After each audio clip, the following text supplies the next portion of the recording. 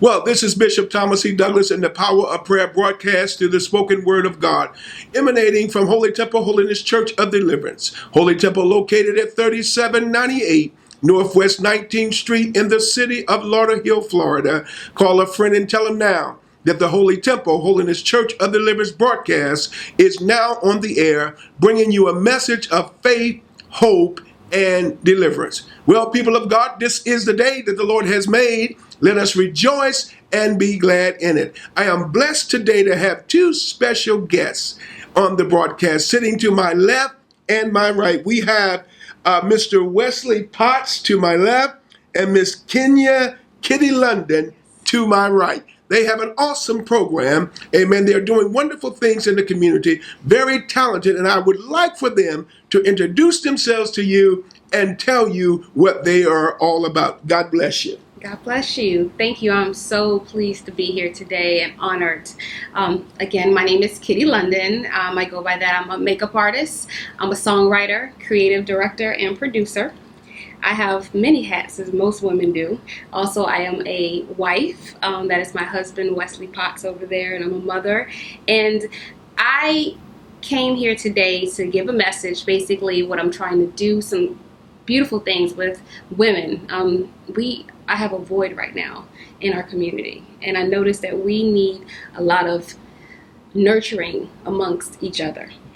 So with my company, I started a group called the Power Group, and that's spelled POWER, which stands for Panel of Women Erasing Restrictions. Wow. Panel of Women Erasing Restrictions. We know in this season, women are exposed to many things, and they are strong within, glory be to God. They are present in the church, but they also have needs that need to be met. And I thank God for Kitty London, who are addressing certain needs of women. Now, her husband, which is sitting to my left, he's also the vice president. He's vice president of the company, so he has a hand in this business. Now he's quiet, but he has a powerful, great intestinal fortitude, and I want him to greet the audience. How you doing? Thank you, Pastor. Basically, like she said, I was the vice president of the company, but not only that, I have my own company that I run full time, and that takes most of my time up, but in mix of all that, I try to back up with whatever she's trying to do. What I love about this couple is the Bible said, how can two walk together except they agree? They agree in vision, they agree in purpose, and they agree in family. And what makes this powerful is, now listen, this is just a design for the set. I am sitting between a husband and wife. By no means am I attempting to divide, but we just want them to be on the right and the left. As Jesus was on the cross, he had one on the left and one on the right. When Jesus is sitting in heaven, he is sitting at the right hand of the Father, but there's some angels on the left. And we know this man of God support this holy angel, which he has entered into total agreement through holy matrimony. Now, what I want to address is, what have you seen in the streets concerning women, some issues that you felt need to be targeted and addressed with your program? Okay. Well, I was blessed with my job. I call it, the job that holds me together financially. It's not the job of my passion, but it holds me together financially. They were able to bless me with a sponsorship to go to a women's symposium. And it was about 300 women. And I looked around the room. These are women of different backgrounds, and most of these women are entrepreneurs. They're there, they're investing in themselves. But as I looked around the room, I noticed that maybe out of the 300 women, 20% of them were African American, and maybe another 10% were minorities. And I'm looking like, well, because I do makeup and I know some very powerful women who are clients of mine, I'm like, I know that there are more entrepreneurs who are minorities. Mm-hmm. What are we missing here? Why aren't more women of color here supporting one another? So when I left, I felt that there was something that needed to be done. I prayed about it because now I'm starting to ask God for guidance. Before, I used to just go out and do my own thing, and then I asked him to bless it. It's like, okay, it's not his plan. So I asked him to help me organize, something that he would want me to do. And that's when I came up with the word power.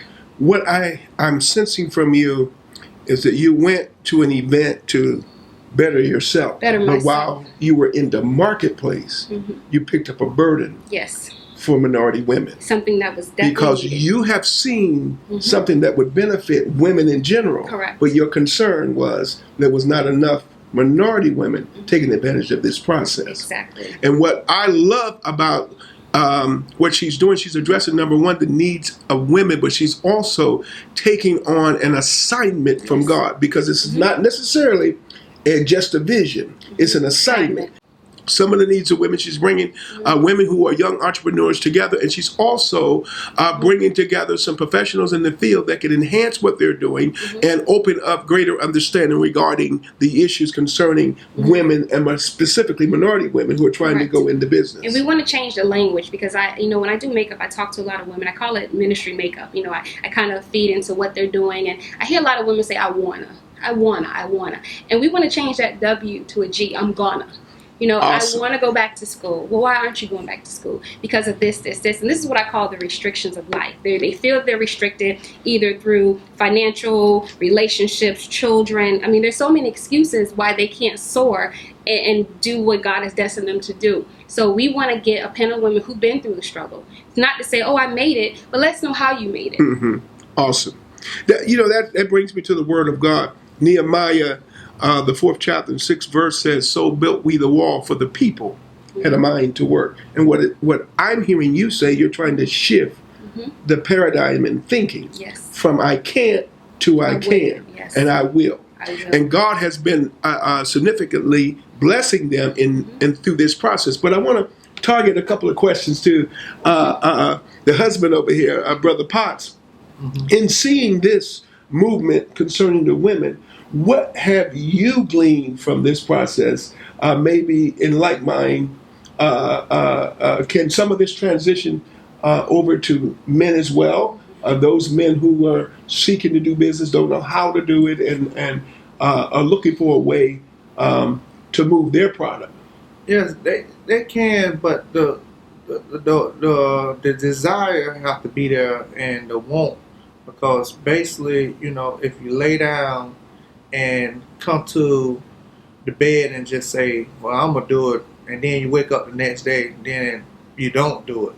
You have to be motivated. You have to stay on top of it. It's just like when you putting a bed together, you have to stay on top of that. You have to do the follow. You have to call. It's just when you selling like a product, you have to make sure that you stay in contact with that person, because you it's like if you don't, it done went to waste. So your time that you done put all your time into it, it ain't going in a waste, because some people can tell you yes, some people can tell you no. But at the same time, it's another calling for the guys too. And not only that, it's just basically they need to know that, through God they could do anything that's possible. What I'm hearing him say in a short, succinct manner is, if you get in it to win it.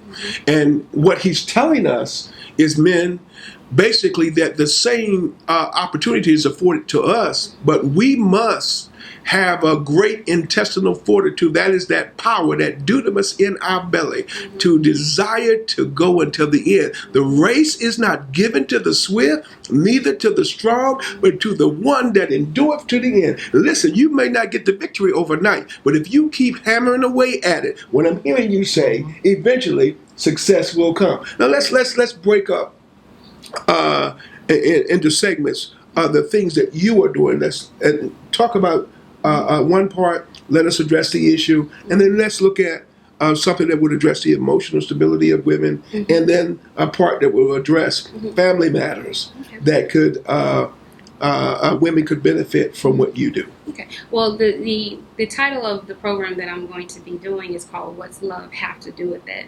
And it kind of raises a question: what does love have to do with it? And it begins with self-love. If there's no self-love, everything that you're trying to do, whether it's raise a family, whether it's, be enrolled in school, whether it's doing good on your job, if you don't love yourself, everything falls from there. And I want women to know it's okay to be single. We're not all married. At one time I was single. It's a process in life. Don't feel because you're single you're not worthy of finding a great man. And we have some of our women who have been divorced. And I want to touch on that being like, you're divorced, but you're not defeated. Awesome. Don't give up on love. And that's the thing about women. We we're very emotional creatures, and we hold a lot. A lot of us, I see, unfortunately, will put everyone else, whether it's our spouse, whether it's our kids, before us. And as time goes by, those chances start just falling away, and we have resentment because we look back on our lives and we see that we have not done anything that we set our minds to. And this is what I'm trying to stop. Well, when you talk about women and how you have so much love and you express the love to others and kind of forget about yourself, the Yes. Bible, even, do you know that even in the Bible, they style wisdom as a woman. It says she crieth in the streets because you guys have so much compassion. This is why without you in the body of Christ, I don't think the body of Christ would stand, because there are more women now in the body than there are men. Women also have the ability to carry. You can birth. Yes. And this is why it's essential for a man and a woman. The Bible said when they come together, they come together in the spirit of unity, because what your ability to birth and his ability to provide is going to bring forth a product in the natural and a ministry in the spirit that cannot be defeated. What I like about what you're saying is that women must understand, no matter what state that they're in, God still has a plan for their lives. Yes. And sometimes when we go through trauma and situations that are detrimental to our psyche, our psychological positioning, our emotional stance, and we find that many women feel defeated and in distress. And I find that in this current climate, this confused and complex and pressure times that we're going through, there are many women that are in distress because men will not step up to the plate, or men have left the home or left the situation because they did not want the responsibility. Can you speak briefly about that? And that's very true. I mean, I was a single parent for a while, and I think, thank God that he found my bless. I'm blessed because it's unfortunate that a lot of women who really want to do things, they don't have that support from their husbands. I'm kind of saddened by that because it's really not a competition. It's not who's doing the best, who makes the most. Like you said, you become one. So I look at that. It was the Vidal Sassoon commercial. If I look good, you look good. Awesome. Now I'm seeing. And this is not by design here. This is because this gentleman had a medical appointment. He was pulled to this shoot after the medical appointment because he did not want to make his wife late. But by just spiritual design, we have the wife to the left, the wife to the right, the husband to the left. The husband felt he was not prepared for a camera shoot. But what his wife is saying, in essence, if I look good, you look good. If you look good, I look good. Because if they see me, they see you. What do you think about that, sir?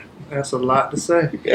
Can't say too much. Because what we're excited about, and I love him, we're pushing him forward. We're pushing him out of the nest like the eagle. But what we love his spirit, his humility, but there's much wisdom there. And I can tell that as the disciples were preparing for Jesus to be crucified, do you know that at the Last Supper, Jesus took a towel and wrapped it around his waist, and he poured a basin of water, and he called Peter over, and he wanted to wash Peter's feet. And Peter said, Lord, you're not going to wash my feet. And the Lord says to Peter this, if I don't wash your feet, you have no part with me. Now let me tell you the wisdom I got out of that. What the Lord was saying is that we have to show a sign of humility to each other. And humility also must come in the marriage. Yes. And so what God was saying to Peter, if you don't allow me to do this, and this is what I am requiring of you to do, in essence, we cannot work together, because how can two walk together except they agree? So even in vision, even in the natural, when you're working together in the home, everything that you design for your life in the future must include both parties. I have found that if you allow a little separation to come in, a little leaven will leaven the whole lump. Now, you are trying to develop these young entrepreneurs out here, these women to go into business. And what is your plan for this upcoming event that you have? Well, we're going to be we're going to talk about a lot of topics. I mean, at the end of the day, most of these women are business owners. But we're going to be talking about relationships, because it's kind of like everything's in a circle. It all falls into that circle. When it comes to, if you're not happy with your job, it's going to affect your marriage or your relationships. Wow. If you're not happy at home, it's going to affect the workplace. So again, that's where that self-love comes in. And I was, it's funny that we were talking about it's easy for us to get off topic too, but I was saying that when I was pregnant, I could go into a bookstore and I'll see a whole row on what to expect when expecting. I'll find out what's going to happen on my 8th week. But as a new wife, because we're newlyweds, we'll be married a year in June, I find a lot of women are not taught how to be wives. And that is a big step. You're basically becoming the nurturer for your husband, and I see sometimes it's a battle because I'm a strong woman and I'm an entrepreneur and I'm a CEO and I'm this, but like you said, when it comes to his business, sometimes I have to humble myself and I have to be his secretary and do his paperwork. And I'm like, sometimes he plays the boss role and I'm like, what are you yelling at? Like, wait a minute, this is Kitty London you're speaking to. Not Mr. Potts. Yeah. But at the end of the day, I have to realize too that Kitty London, that's my entrepreneur, that's my CEO, but when I'm Kenya, I'm his wife. So I have to humble myself. Awesome. To do that. You just brought up something.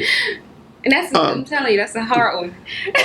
When I was studying psychology, William James, a prominent psychologist back then, used to say that we have multiple selves, and when we present ourselves in various situations, we present a different self, like your the alter egos. Yes.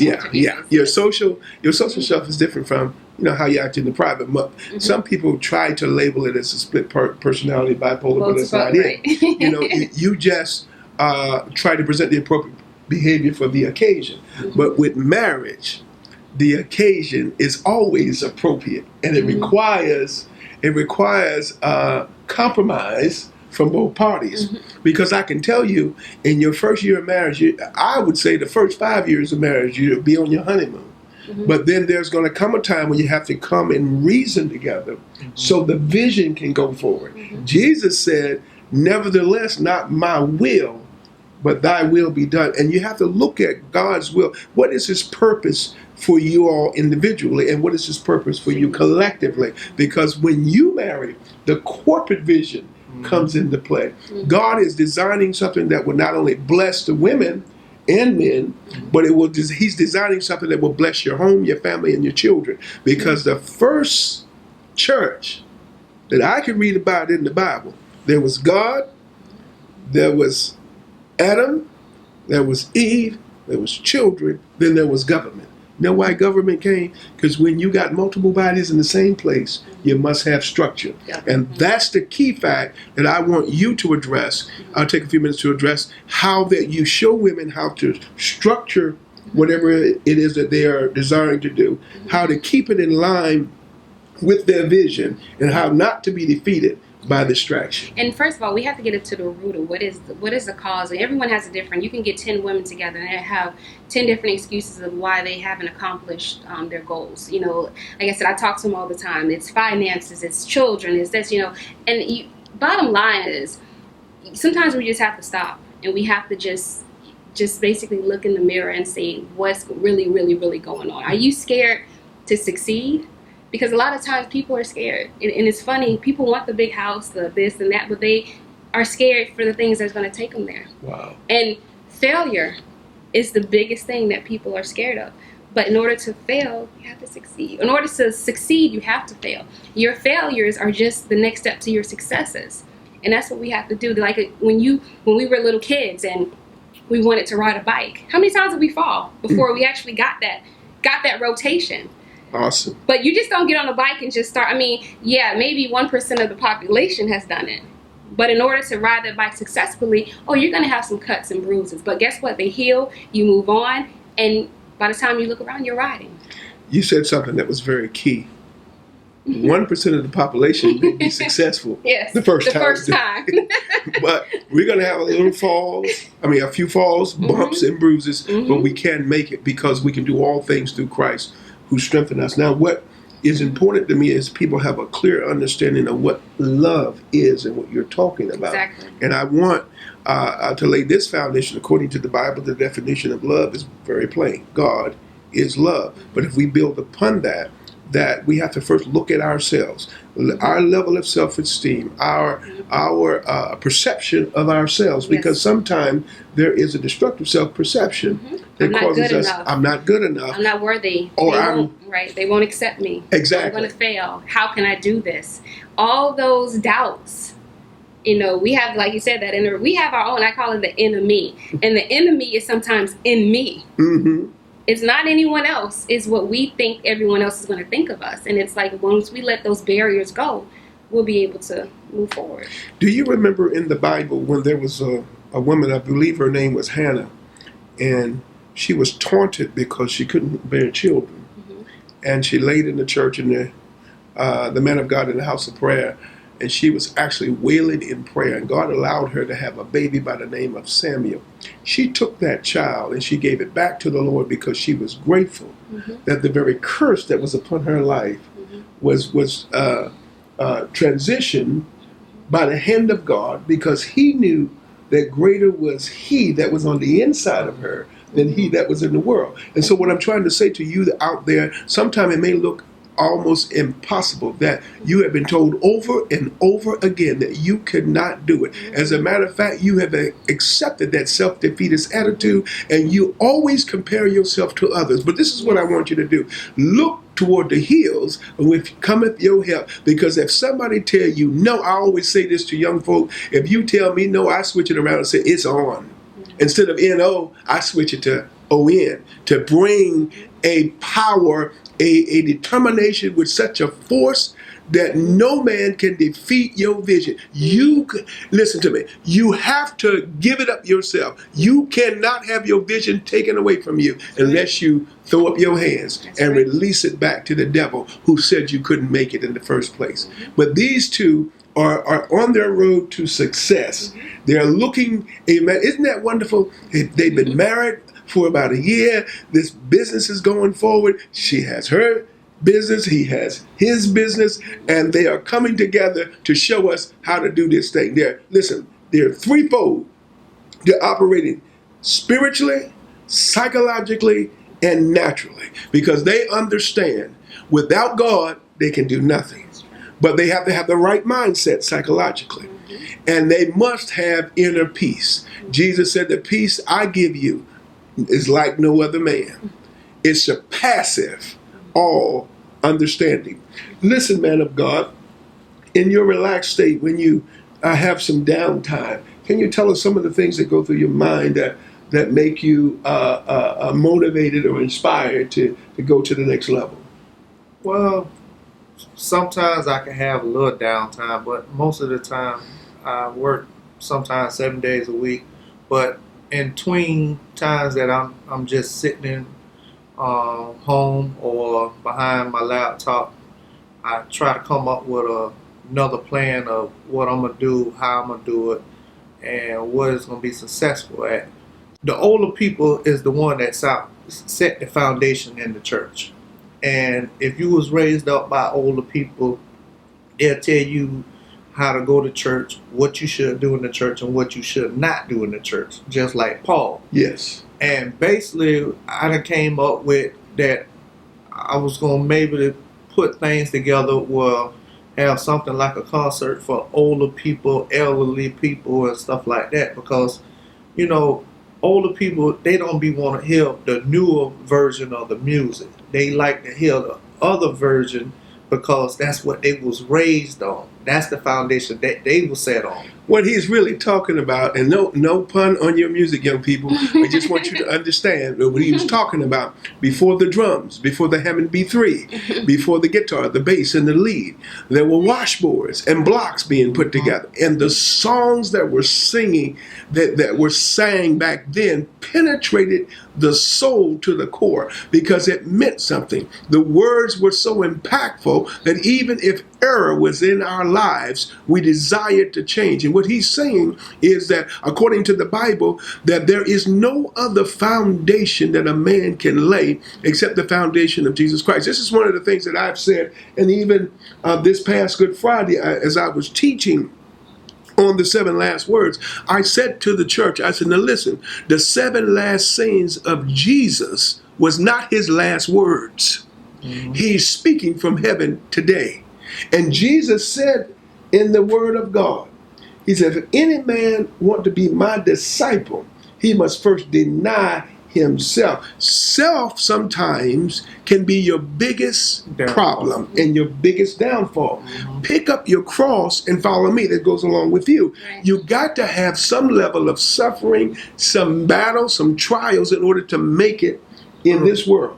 It's not given to the swift, neither to the strong. So you can't expect it to happen overnight. And this is one of the reasons I say to many, many, many people, do not waste your entire paycheck on the lottery ticket. It's not going to happen to all of us overnight. That 1% population. That 1% population again. But stability, bringing back the foundation, because the Bible tells those senior people to teach it to your generation and to the generation thereafter. But what is void in the house of prayer is those who will hold us accountable for that which we have taught. Now, there is a sin of ignorance. Even on the cross, Jesus forgave those who were crucifying him because he's the only person I know that can identify guilt and forgive at the same time. He said, Father, forgive them, for they know not what they do. Now here, we come now into the world, and we're so self-centered that if somebody crosses, we can't forgive them. But we cannot walk in the realm of bitterness and be blessed. Right, well, ego. Say it again. Ego. Ego. And I call it, when you have an ego, it's eliminating God's offers. Because when you let it go of that ego, everything else comes to you. Awesome. When you walk around the ego, you bigger than everything, and that's where we have a downfall too. Where we don't come to God and be humble and say, God, use me, and what is my next step? We feel that we are so big and we have an ego. Tell him. We just tell him what we want to do, and then we expect to be blessed. And it's like it doesn't work that way. Once you find that secret out, that's the secret. They didn't come out with that book yet. Yes. That's the true secret. Once you allow him to use you, I'm telling you, life changes like that. And people, I'm telling you, I have a testimony on it. It changes. Well, some of you writers out there, can you start writing that book for us? Once you let God come into your life and lead you, things change. We have 1 minute. Our time is up. Glory be to God. I am so blessed to have Brother Wesley Potts and Kitty London, amen, here on the set along with me. Made my job so easy. We are so blessed. This is the Power of Prayer broadcast through the spoken word of God. Bishop Thomas E. Douglas and the Holy Temple Holiness Church of Deliverance. Holy Temple, again, is located at 3798 Northwest 19th Street in the city of Lauderhill, Florida. Look out for more information about the things that they are doing. Remember this. Walk in victory and know that God has heard your cry and he will answer your call in Jesus' name. Until next time. Wireless Connection Payment Center. Pay all your bills here. We buy and sell new and used cell phones. No contracts, no credit checks, no hidden fees. Unlock any GSM phone with Simple Mobile. Bring your GSM phone and keep your number. Top up your Digicel or any international account. We provide quality device on a proven 4G network. We have experienced repair personnel on site. We are located at 6333 Miramar Parkway, Miramar. Our number is 954-534-9665. Hi, my name is George Snipe, your professional tax preparer. Here at Taxes USA, you can get your business tax, personal tax, bookkeeping. Visit us at taxez3usa.com. Give me a call, 754-333-1040. Taxes USA, the tax expert on your side. And we're open to the public all year round.